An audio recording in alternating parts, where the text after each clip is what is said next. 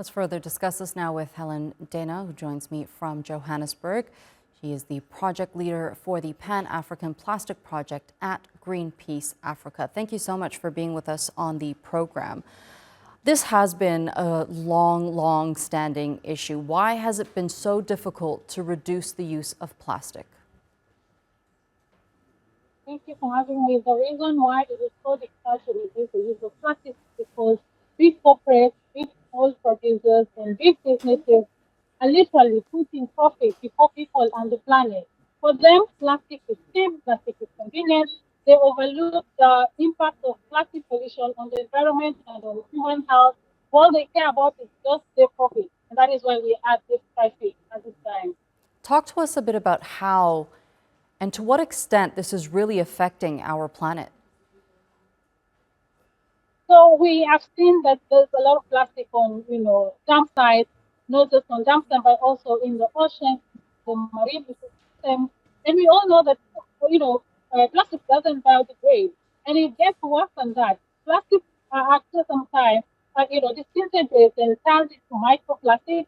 And this research has shown that we have microplastic in the air that we breathe, in our blood, and even in the water that we drink. So we are not just talking about an environmental crisis here, we're talking about a health crisis for this generation and even generations to come. So it's time that we ask this corporate, we ask the big polluters to actually cap plastic production because we need to deal with it at the source.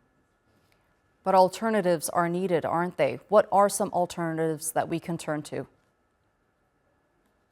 Alternatives are available if only we have political will and we have, the big businesses and the manufacturers actually, looking at alternatives and investing in research and development. We're talking about refill and reuse.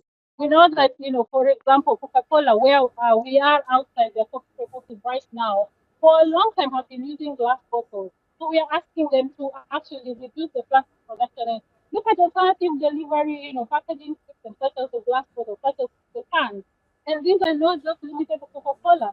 We know that the big corporates make huge profits, and they can use that profit to actually do research and development and be able to come up with better packaging, sustainable packaging that will not only be, good for the planet, but also will not impact negatively on human health. Okay, Hellen Dena, thank you so much for being with us here on the News Hour and sharing that insight with us.